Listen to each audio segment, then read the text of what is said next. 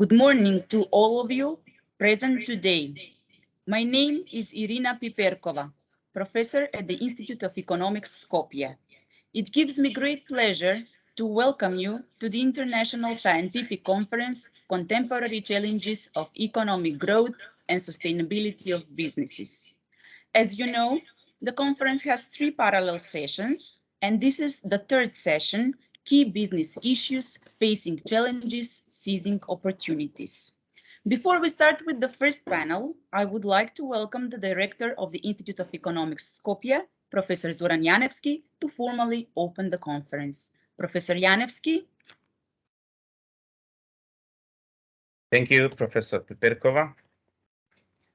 Dear Rector, Professor Dr. Nikola Jankulovski, dear professors, researchers, dear students, colleagues, I would say dear friends. It is indeed my pleasure to welcome you at this International Scientific Conference on Contemporary Challenges of Economic Growth and Sustainability of Businesses. The conference is organized by the Institute of Economics Skopje, which is an integral unit of the St. Cyril and Methodius University in Skopje, the largest, the oldest, and the best-ranking university in North Macedonia. As my colleague Professor Piperkova mentioned, my name is Zoran Janevski, and I'm a professor at the Institute of Economics and director of the Institute.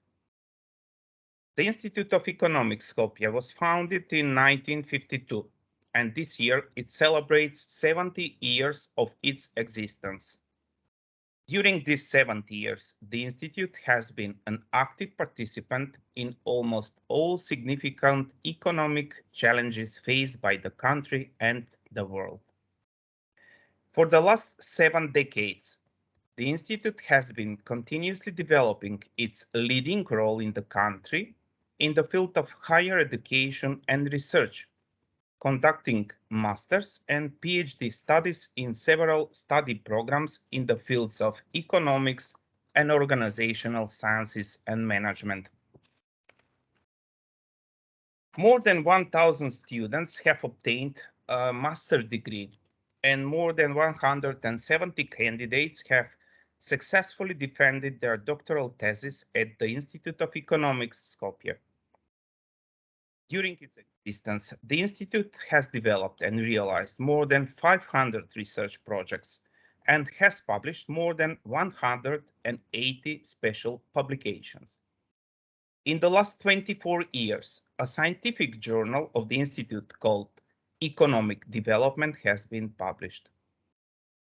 The journal has an international editorial board, and it is indexed in several databases and repositories. The conference is part of our anniversary celebration, and it is dedicated to the economic growth and sustainability of businesses. This year, we are almost 120 participants, and we are very happy about it, and I would like to welcome all of you. You come from 6 different countries, and today, we are going to listen to 50 presentations on economics and business-related research works. The program is organized in 3 parallel sessions online on the Microsoft Teams platform. This means that you cannot listen to all the presentations, but after we stop with our opening speeches, you should stay online just where you are right now, and you will participate in 1 session at a time. Why we choose this specific name for our conference? The world is facing many global challenges in the last years. First, the COVID pandemic. It turned our lives and economies upside down, and I'm afraid it is still not over. Second, the war crisis in Ukraine. The economic consequences from this crisis spread fast and far, hitting hardest the world's most vulnerable people. Hundreds of millions of people were already struggling with lower incomes and higher energy and food prices, and this war has made this much worse. But for the first time in many years, inflation has become a clear danger for many countries around the world. And in economic terms, growth is down and inflation is up. Economic imbalances have reached unprecedented proportions. The world is facing growing income inequality across and within countries. All this and many other issues play the essential, I would say, the most crucial role in the global economy.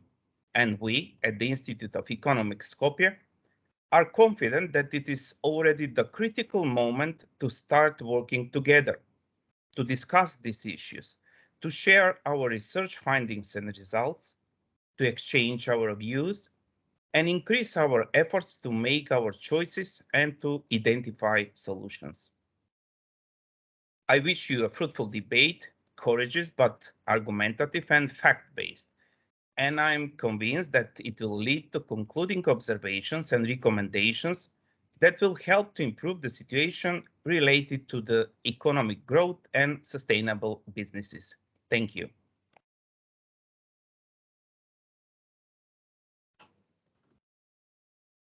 Thank you, Professor Janevski. Now I would like to share with you the welcome remarks of the rector of St. Cyril and Methodius University, Professor Nikola Jankulovski.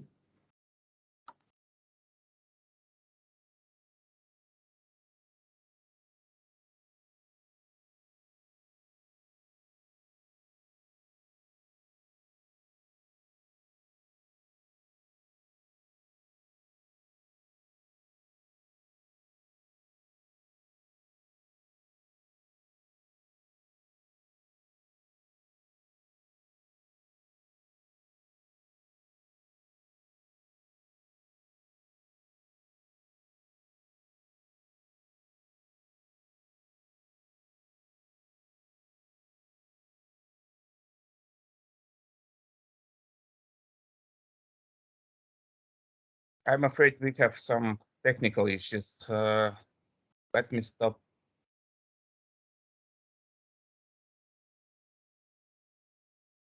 Let me stop this.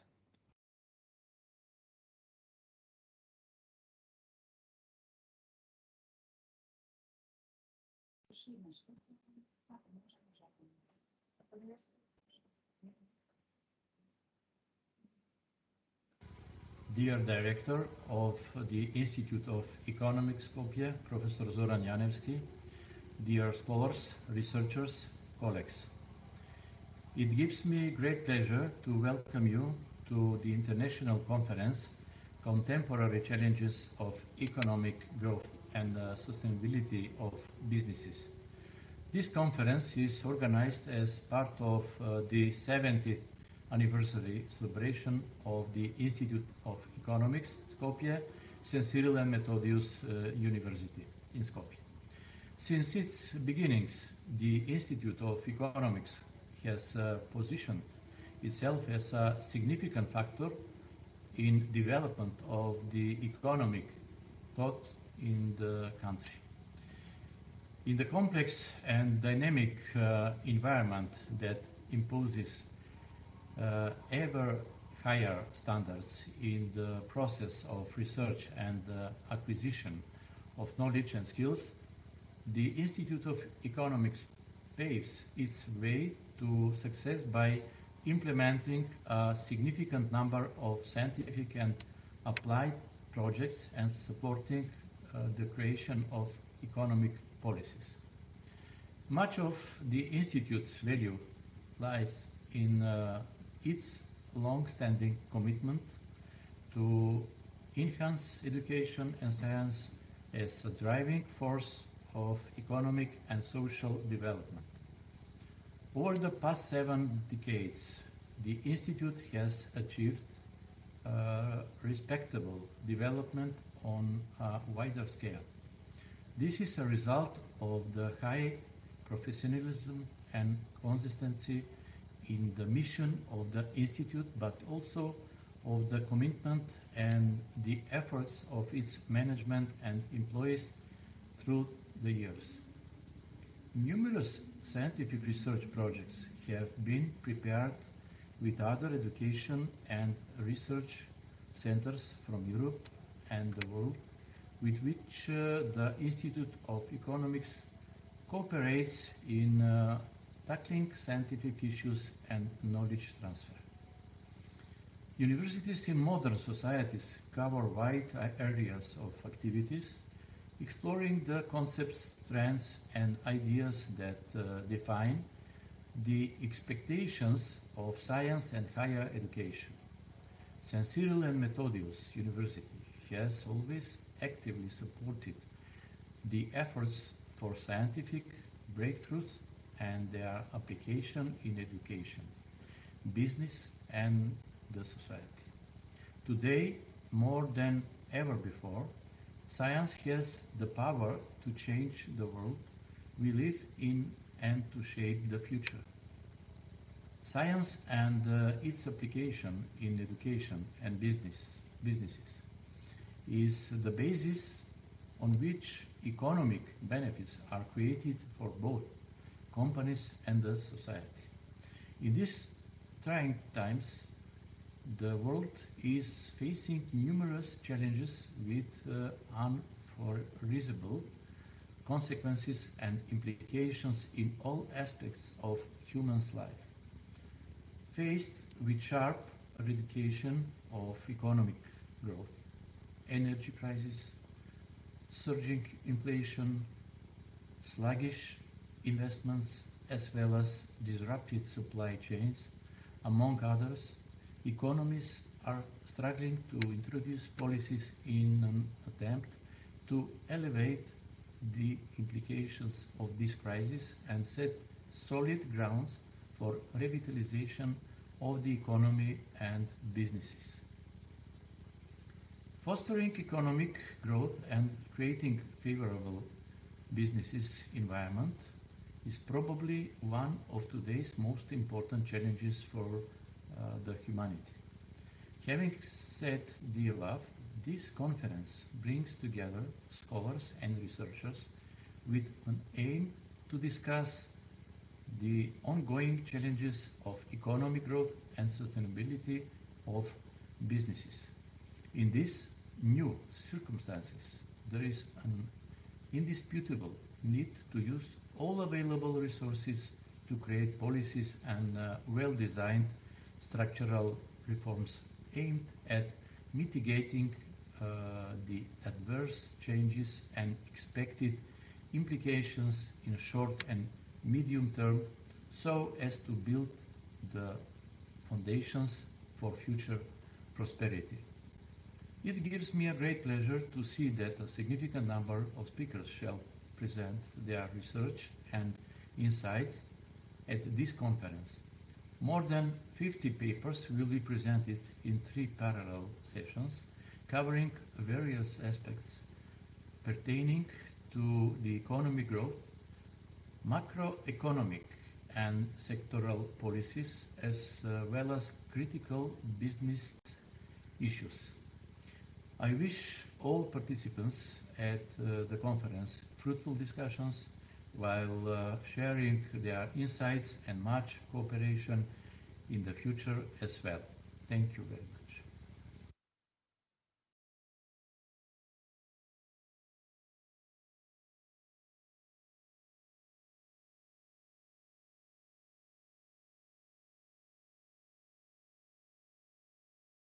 So let's get started with the panel now, the one of the third session called Key Business Issues Facing Challenges, Seizing Opportunities.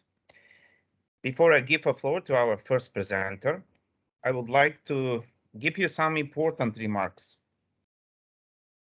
First, all sessions at this conference will be recorded.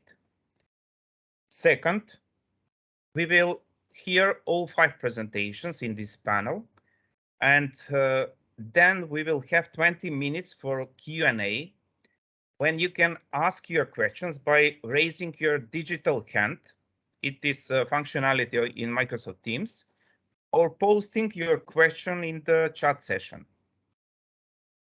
Third and very important one, we have a very tight agenda, so you've got 10 minutes each for your talk, and I'll be very strict in time management, and so I'm going to interrupt you about a minute before the talk finishes And I'm going to stop you once 10 minutes is up.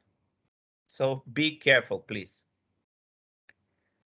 The title of the first paper that is going to be presented today is A Police Sketch of a Fraudster Based on ASFE Reports 2010 to 2020 period by Alp Aytaç and Umit Guçenme Gençoğlu. I would like to invite Mr. Aytaç to present the paper. Please. Thank you, Professor Yanevsky. Can you hear me, I hope? Yes, yes, of course, please. Okay, well, first of all, I would like to share my presentation.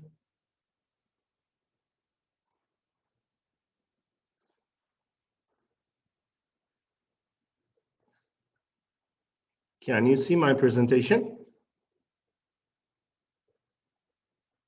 Yes, yes, yes. Okay. Okay.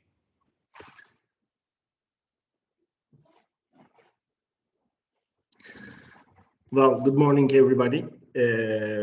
First of all, I would like to congratulate St. Kirill and Methodius University Institute of Economics for organizing this conference.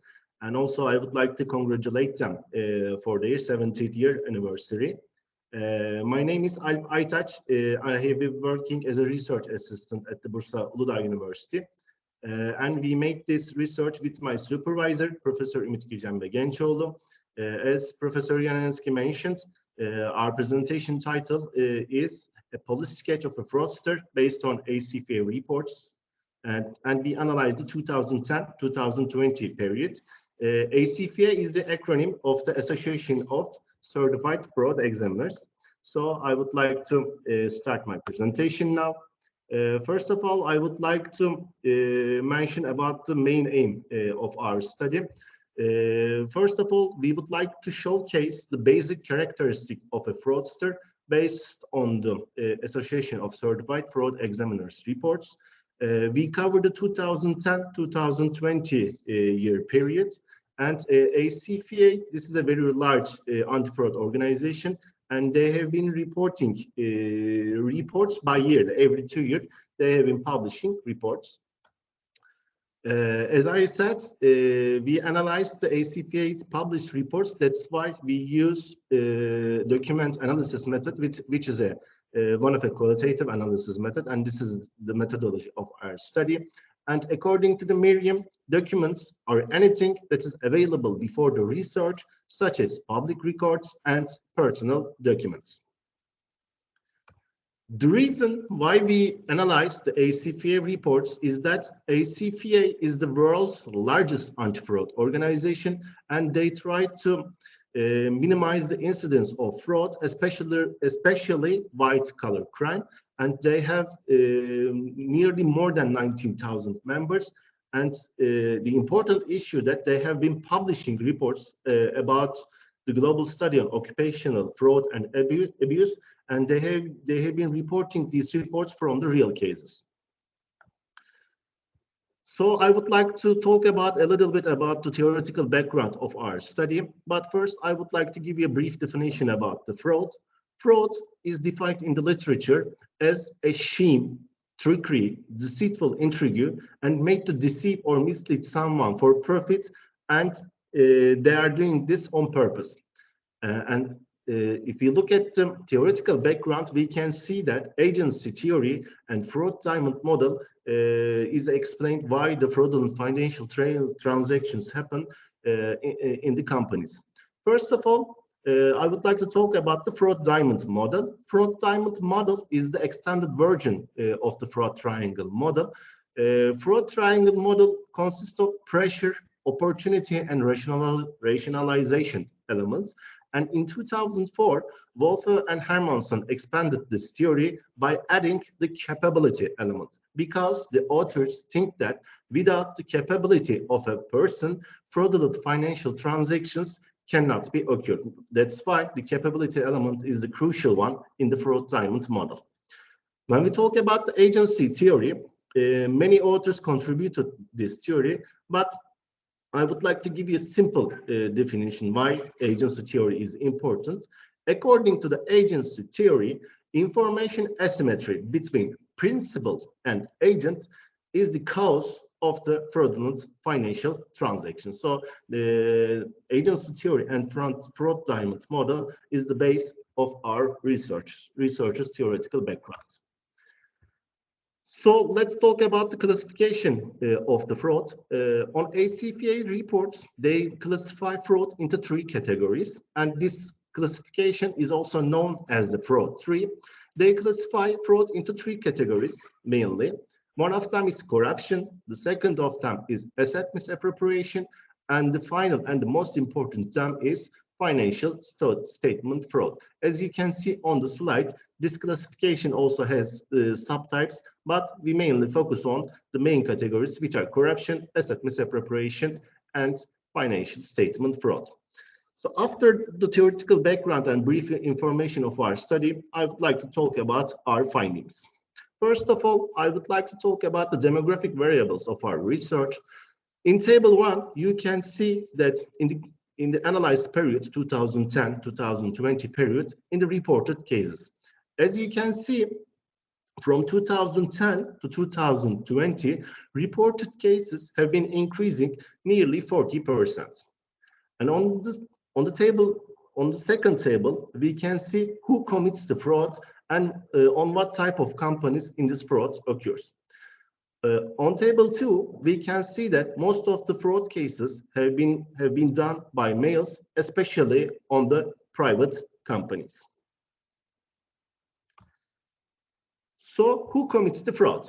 As I mentioned before, we analyze the ACFA reports and we make these assumptions on these reports. We can see that many of the fraud cases have been done, especially nearly more than 70% of the fraud cases have been committed by managers and employees, and this is related to the agency theory, and we can say that 70% of the committed fraud cases have been done by agents. As I talked before, on ACFA reports, they classify the fraud into 3 categories. And based on these reports, we can see that most of the fraud cases, well, what type of fraud, we can see that most of them has been conducted such as asset misappropriation and corruption type. And on table 4, you can see that financial statement fraud type is the least common. But table 5 said the contrary on the table 4. Table 5. On table 5, we can see the median losses of the type of the fraud, even though financial statement fraud type is the least common type of fraud on table 4. But on table 5, we can see that financial statement fraud type is the most damaged one among all types of fraud. In this slide, we would like to give you some good news about the incidence of fraud. On table 6, we can see the medium duration of the fraud. The medium duration of the fraud have been decreasing from 2010 to 2020. On 2010, the medium duration of fraud about 18 months, but when we look at the 2020, the median duration of the fraud have been decreased to 14 months. Every fraud type have leave a trail behind them. That is why companies are using TIPS, internal control system, and management reviews to uncover and unveil the fraud. That on table 7, we can see that TIPS, especially TIPS, is the most common type to uncover the possible negative effects of fraud. As I talked before, on the fraud diamond theory, capability element is very crucial, and fraud diamond model includes pressure, opportunity, and rationalization element as well. So this slide is related to the fraud diamond theory. On table 8, we can see the behavioral red flags based on ACFA reports. Most of the fraudsters are committing fraud because they are living beyond means, they have financial difficulties, And mainly, they have control issues such as unwilling to share duties, and this is a very important element of the fraud diamond model if you would like to have a relationship between them. On the final result, what companies do to prevent and decrease the possible effects of the fraud, we can say that most of the companies are using independent audit structure. They are establishing code of ethics in their companies. They are establishing internal audit systems, and they are using hotlines. These are the top 4. They are using hotlines to prevent and decrease the possible effects of fraud so that they can publish reliable financial statements. Due to the time restrictions, we cannot add some data, but based on the ACFA reports, we would like to give you the basic definition of a fraudster, what it looks like. Overall, males more than 55 years old who have been working in the same company more than 6 years and have been graduated from university or higher are doing the most damage. Mr. Ajdac, 1 minute. Okay, I'm finishing, Professor Janevski. Are doing the most damage to the companies. This is related to the principal agent, especially agent side of the agency theory. So what companies should do to prevent the possible effects of the fraud? Management view is the most important among them all. They should create a solid corporate culture. They should determine the code of ethics, and they should take the necessary precautions. They should establish the solid internal control system, and they should review it. And most important among all, they should train their personnel about the possible effects of the fraud. Thank you for your patience. I hope I obey my time restriction. Thank you very much, Mr. Ajdac, for sharing the insights of your research. Now, the next paper is called The Importance of ESG in Banking Through and After COVID-19 in North Macedonia by Maja Stevkova-Šterieva. Ms. Stevkova-Šterieva, the floor is all yours, please.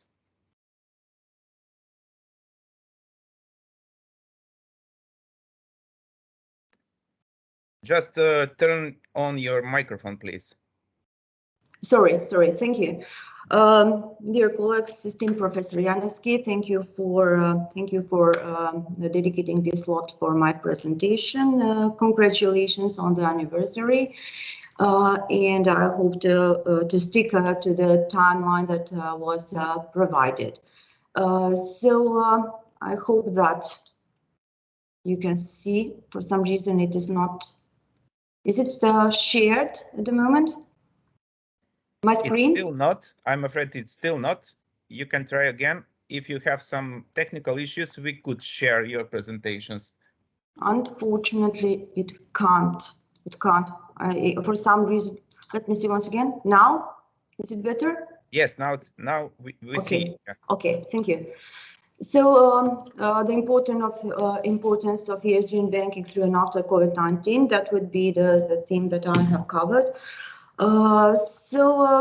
ESG is a new reality in Republic of Macedonia. Generally, we can say that this topic and the practices have been relatively new worldwide, although in Macedonia just starting, in some of the companies not at all, in the banks a little bit of that.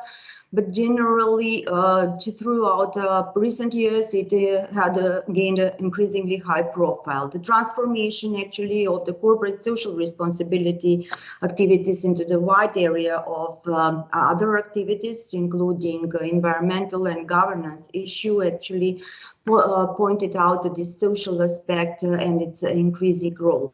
So the role of this social part of ESG has been amplified in the period of COVID, and banks were playing a critical role in providing essential support to the customers and businesses. Coming to the purpose of this paper, actually it is to find more about the role of the banks in performing these activities, especially the social aspects, as well to explore future challenges for the banks. And the activities were mostly focused on the cases and conduct the cases of Macedonian banks' behavior and activities during the pandemic, as well as the challenges that they will face in the future. Banks must put ESG as the focus on how they operate in the new reality. Why is it so? Because all of the predictions says that the only integrated ESG strategy will be key to any financial institution, including the banks. And all components of ESG will be essential. Actually, in the past, a lot of pressure was on the governance. At the moment, we had the social aspects regarding the corporate social responsibility, including in the banks, and only recently the environmental issues. And as it says, environmental and climate change agenda will come strongly back in the focus. So how organizations acted during the pandemic, and that is why we are focusing on this, how they have acted during the pandemic will be a sign for their customers, stakeholders, investors, employees to judge them on the long run. And as you previously mentioned, we don't know whether we are done with the pandemic or it will continue from the autumn on. So for the banks that don't pursue a strong ESG agenda, it might be difficult, especially as the financial sector, financial markets are all the time looking at the ESG agenda, and lately mostly in the environmental part. The pandemic has highlighted the relevance of these social challenges. That's why we are looking at this: the access to healthcare, financial security, financial inclusion, issue of social justice and equality. And these activities undertaken by the bank in the past, especially the forbearance measures in combining with the previous that I mentioned, they have put in place a significant role of the banks during the pandemic, as the banks actually enabled industries and communities to overcome the difficulties imposed by the pandemic. The research was conducted through a questionnaire answered by the banks regarding the social issues. All the banks were involved. Only one bank did not submit answers till Friday, when actually I had to prepare the presentation, and they additionally provided the answers. So in order to that, some other official resources were consulted. The issues of social components such as environmental, employment rights, equal salary, gender equality, as they are part of the social component and the taxonomy, they were not observed under this research, as they are considered as irrelevant in connection to COVID-19 influence on the bank's behavior in the time of pandemic. If we speak about the social components in some other aspects, then probably they will have to be involved. Other available data consulted for the research were mostly from the National Bank of Macedonia. And aside of these, specific activities of the development bank were not taken into consideration, as most of them in the period of pandemic were part of the government program, so they cannot be considered as social activities or cannot be considered as ESG activities of the banks. So the questionnaire covered most important topics regarding the bank's involvement in help for the clients and community in time of COVID regarding the social component. They were asked about the payment of advance of monthly pensions, then advance of corporate tax that the banks paid in order to help the budget and problems that appeared in that time. Then whether the banks participated in DPK project that was for the vulnerable categories, issuing of domestic payment cards for the purpose of inclusion and fastening the activities regarding the withdrawal of funds given by the government as a support. Then whether they participated in the financial support through the transaction account, donations of the financial help for the medical purpose, that was a very important issue in that period. then donation of IT equipment, especially that we all witnessed that in the period of pandemic, a large number, actually a huge number of pupils in the socially endangered families were not able to follow the educational programs. So there were a lot of activities in that regard, as well as involvement of the banks and contribution to the community. Then again, about the cancellation of the payment fees and commissions for e-payments and other e-transaction, as they were considered as a way of transaction that provided proximity needed to protect the clients of the banks. And also whether the banks introduce other conveniences for the clients, supporting in their operations in time of COVID-19. So all of these activities, all of these questions and research were done. They are not presented throughout this presentation due to the lack of time. I will stick just for the few of them.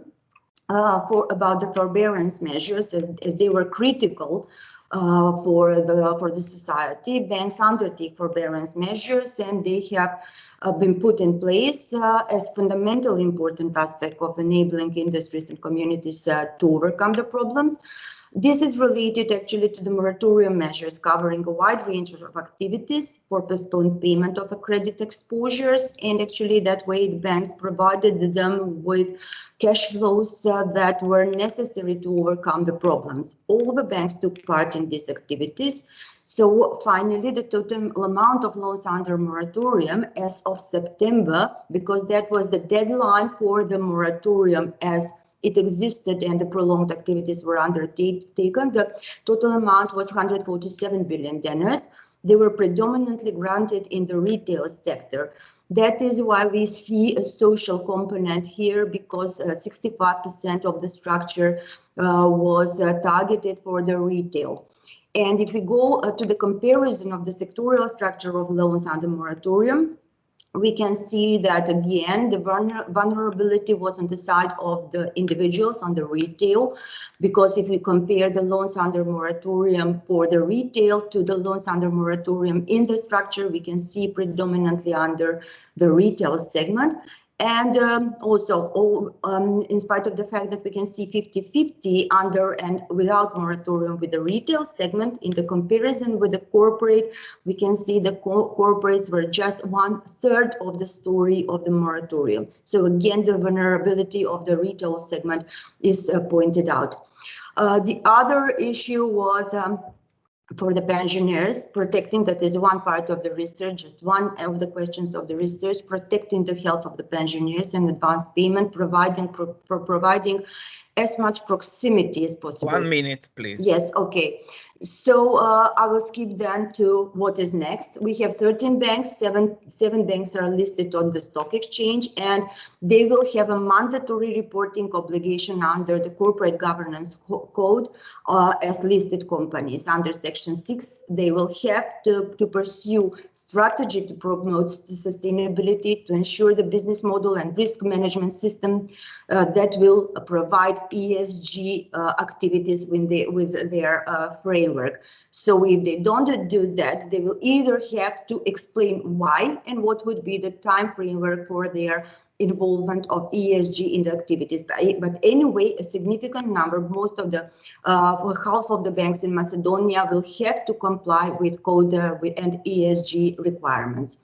So I will finish with this for the sake of time, and thank you for your attention. Thank you very much. And our third paper today is the implementation of sustainability reporting of Indonesian and Turkish listed banks by Trit Damayanti, Supi Aslanoglu, and Tuba Deraya Bashkan. So is there anyone of the authors present at the session, please, who will present the paper? If you could raise your hand or just write your name in the chat session.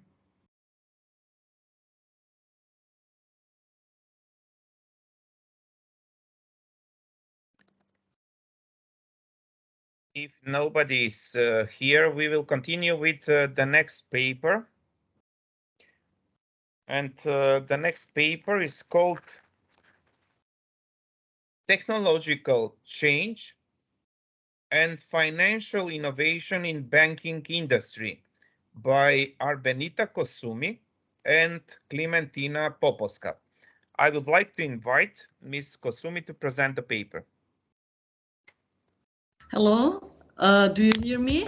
Yes, please. Okay, thank you, Professor, for presentation and for opportunity that you have given to me also during the time that I was student at the Institute of Economics. So here I have the presentation.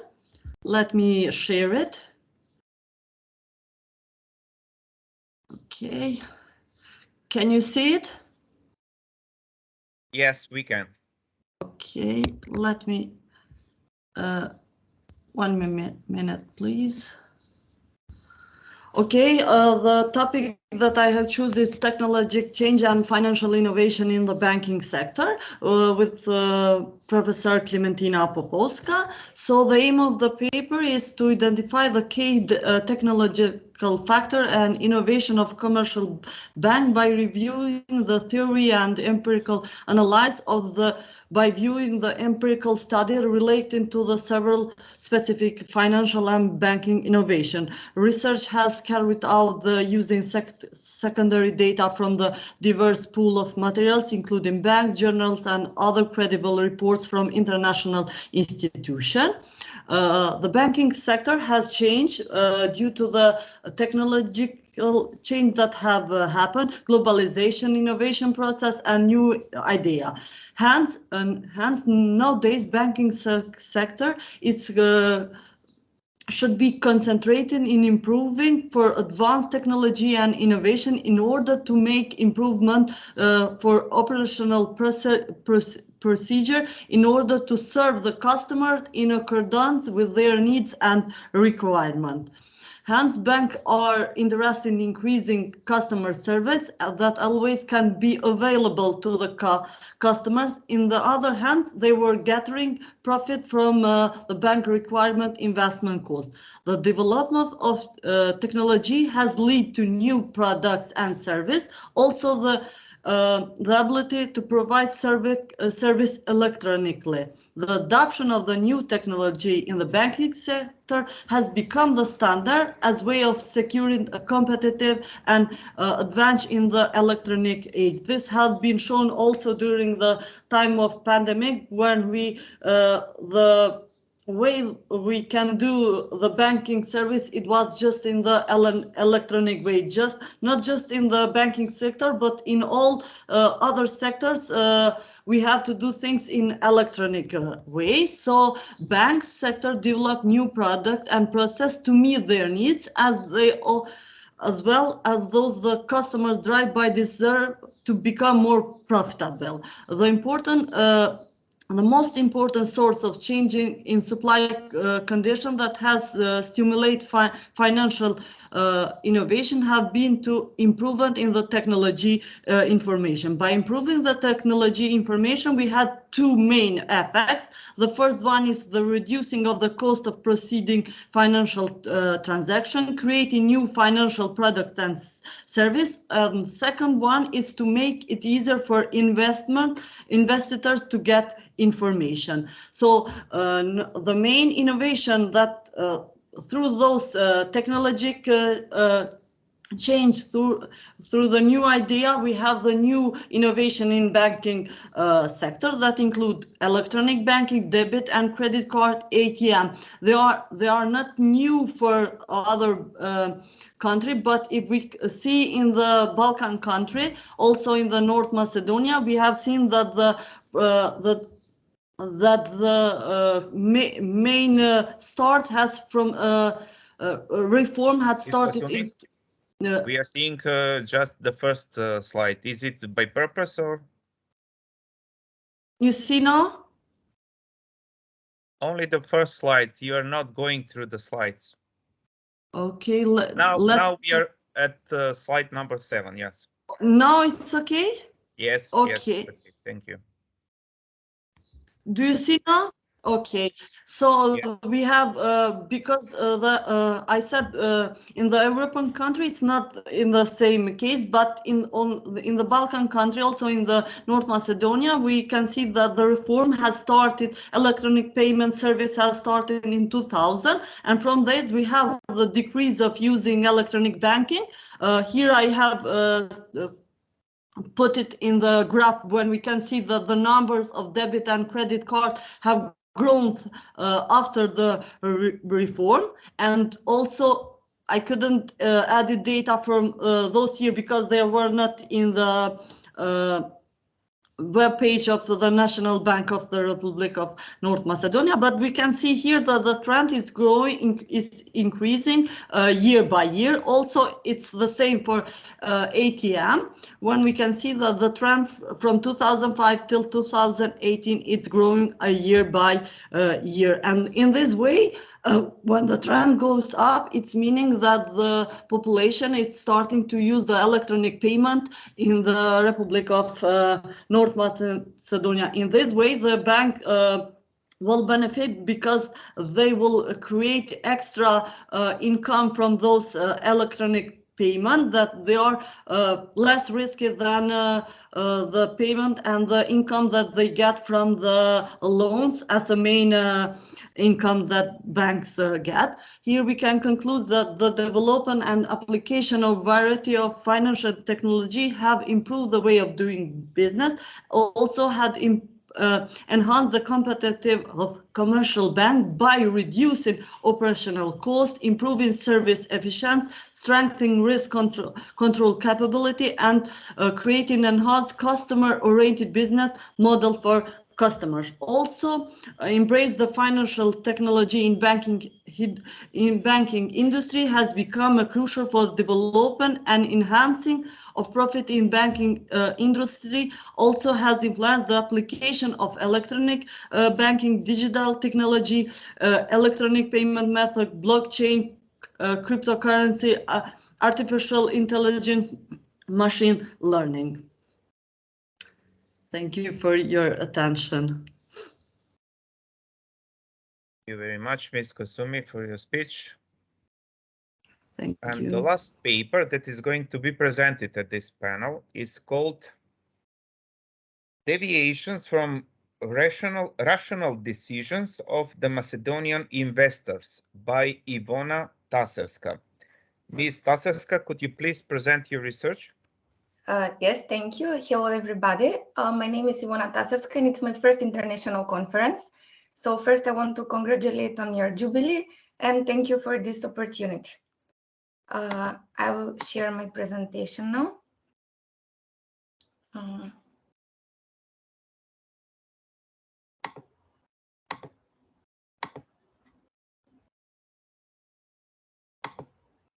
Do you see the presentation? Not yet.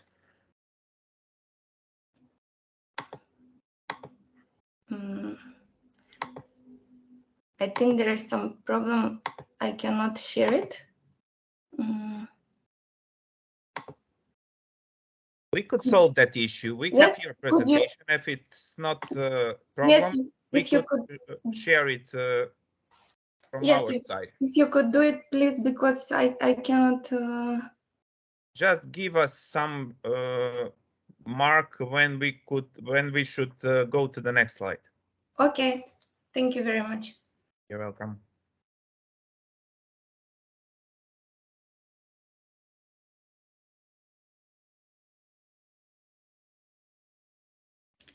Okay, you can go to the next slide. So first, I would like to make a short introduction to the behavioral finance, because this research and this study I conducted is focused on the behavioral finance, like the opposite of the traditional finance, which is widely researched by all the academics so far. So behavioral finance is an area of study with rising importance lately, especially after few Nobel Prizes were given to this field. And it's creating a link between economy, psychology, sociology, and also to the neurosciences, which is also rising topic. Shortly, behavioral finance connects financial decisions and investigates the biases that cause impact on the economic decisions. So it's a main focus to show that economic agents are individuals with animal spirit, not only programmed investors that always make the right rational decisions. Next slide. Thank you. So my research objectives, you can see on the slides, were mainly to show how investors behave on financial markets, how they respond to certain financial situations, and to find out what are the biases that affect the decision and also the biases that affect the investment. Okay, so next. I conducted, the main driver that I conducted this study was lack of information and an analysis for behavioral aspects on Macedonian Stock Exchange. As we know, behavioral finance maybe on the world markets are better researched, but on Macedonian Stock Exchange market, we have very few research that are made. So I wanted to be one of the first that make research in this direction. And my hypotheses were that the rational behaviors is leading behavior in making when investors are making decisions. Also, I tried to give some mechanisms for mitigating the negative effects, like further education of the investors, focusing on the right information, not on the speculative one, constant monitoring of the market, and constant consultation with field experts. So on the next slide, I will I will speak more about the methodology I used. I used KS test, Kolmogorov-Smirnov test. So firstly, I provide a survey to investors that have invested more than one time on the Macedonian Stock Exchange. So needed to be active investors, and they fulfill the survey, which had a few group of questions like financial characteristic, psychological, risk aversion, and characteristic to desired return, and also questions related to the brand of the companies that are on the Macedonian Stock Exchange. And they could answer each question with 0 to 5. 0 means less feeling about the statement, and 5 most strongly feelings about the statement. So after the survey was finished, I tested the answers with KS test, as I mentioned, and I took only the statements which had p-value above 0.5. So all the p-values, all the questions with the p-value 0.5 are here on this slide, but because of the time frame, I will mention only the highest ones. So in the financial characteristic, you can say that the investors are following the stock prices, that in the psychological characteristic that they're paying information that are published by Macedonian Stock Exchange, that they decide separately on each stock in their portfolio, that their decisions are made basically on their convenience. They are rarely focusing on opinions on the others, etc. So I will not explain a lot here because this is a very broad topic, and I would like to show you the conclusion of the conducted study. That's on the next slide. So what were my conclusion? What is Macedonian average investor? It's 40-year-old male, investing activities with minimum 5 years, defines himself as experienced investor, and it's very determined and confident in his decisions. So he is a little bit overconfident. He's in a good mood for investing, but in a bad mood for low returns. Analyzes available information regardless of the resource of the information. So it means he uses also speculative information. has confidence in the Macedonian Stock Exchange, which is a very good parameter for our stock exchange, and plans continue in investing. And for him, the house does not always win, which shows again that he's a little bit overconfident. But what this profile causes, it can cause negative side effects on Macedonian Stock Exchange, and also it can sometimes it can have a very bad effect on the financial markets, and that can send mixed signals on the economy, because some behavioral characteristics have adverse effects on the whole economy, such as overconfidence and aversion of loss, as we can see from this investor's profile. And the next slide. Future and key issues for behavioral finance. Key issues, as I mentioned, are understanding the rational behavior, finding a solution for preventing these negative effects, and creating an opportunity for stable financial markets. Why I see this topic with such an importance for world markets, but also for Macedonia? Because I think, and also my research shows, that the future in the economy is not only in the artificial intelligence and technology, because we can have super technology and computers and everything, but it's not very useful if we don't have a good economy and efficient markets that we can use this technology on it. So if we analyze behavioral finance and we find a solution for predicting and preventing them, so the investors can have a knowledge how to prevent these biases, we could create better economic environment and efficient markets with less speculations as possible.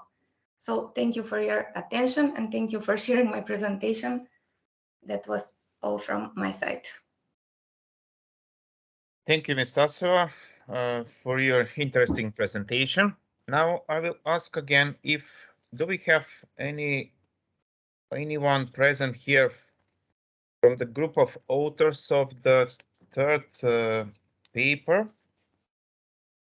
The paper was called The Implementation of Sustainability Reporting of Indonesian and Turkish Listed Banks.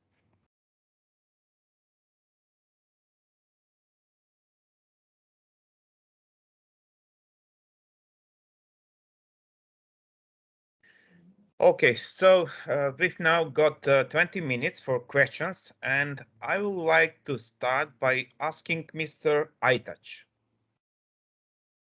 about the slide with the classification of a fraud by ASFE, so-called fraud 3.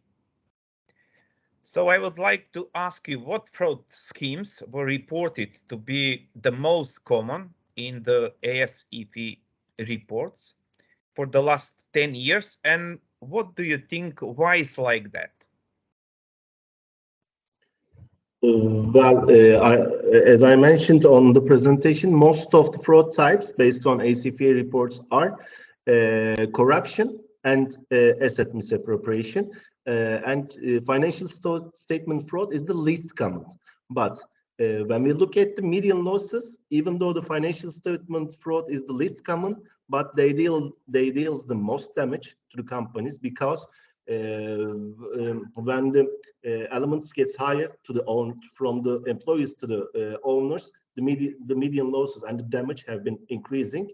The reason I think between this difference is employees and managers and maybe thinking micro view. So they use corruption and asset misappropriation. But when we get higher to the top management, when the deals get higher, so the median losses are getting more and more serious. That's why I think, even though the least common type is the financial statement fraud, but when they have a chance to look at the macro view, so they make the most damage. Okay, great, thank you. You're welcome, Professor Yanevsky. Now I will go through the chat section. I will check if we have some questions here. Yes, we have a question from Ms. Stefko Shterieva. for Ms. Taseva. I will read it. Maybe already mentioned. What was the number of transactions experience done by the investors involved in the research? Thank you for your question. The condition was that for somebody to take a place in the survey was minimum one transaction, so one buying and one selling. But after I submit the results, it showed that the investors who were in the study, they were minimum 5 years on the Macedonian Stock Exchange. So they have done multiple transactions. It was if they had more than one transaction, then they answered the question, how many years are they on the Macedonian Stock Exchange? So I consider that those are experienced investors, because in 5-year frame they probably made a lot of transactions. I hope this answers the question. Thank you. Thank you. The next question is coming from Anna Nevistic. It says, Dear Alp, I wanted to ask, what do you think, which industries are most influenced by fraud?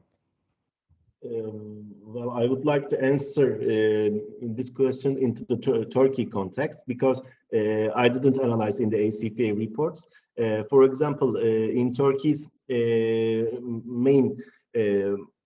main market, BIST 100 market, consists of nearly 70% of them are the production type. So that's why I think that production industries are influenced most by the fraud cases, because many of the companies are making the production.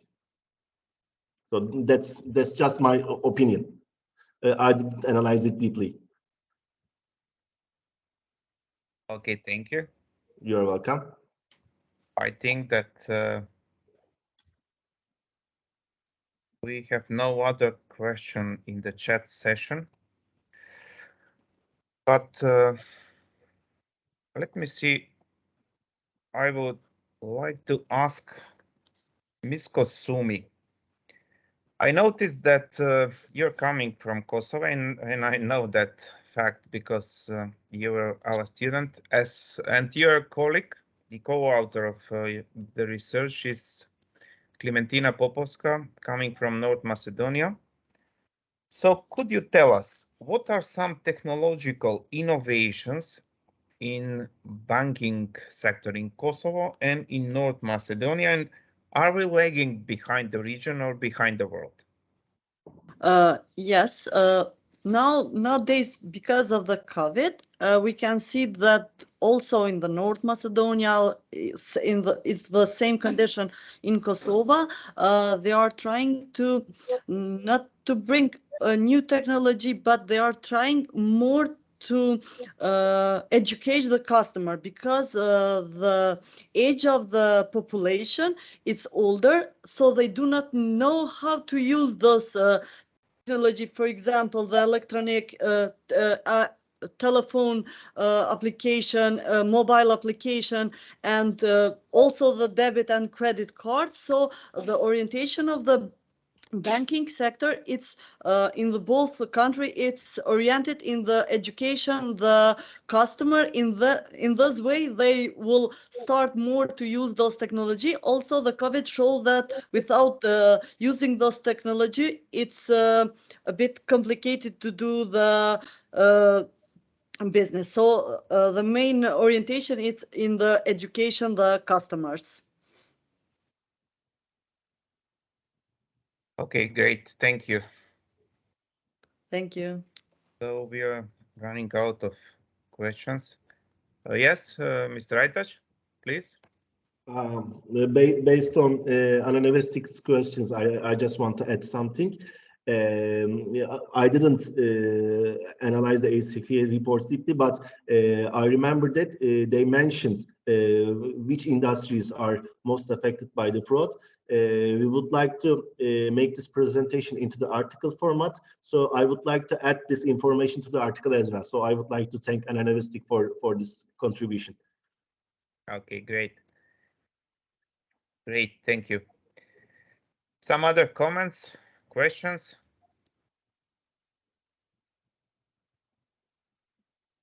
If no, as we are approaching the end of this panel, let me do a quick recap. All presentations tackled important issues, including fraud tree, fraudsters, general looking, agency theory, fraud diamond, the importance of environmental, social, and governance in banking in the context of COVID pandemic, innovation and technology change in banking, banking financial innovations, behavioral finance, and financial markets. So I would like to thank you, all of you, the speakers and the audience, for taking part in this panel and for your important contribution to this conference. We are taking break now until 11:30. And we are getting back here on the same link with panel number 2 from the third session of the conference. Thank you. See you later.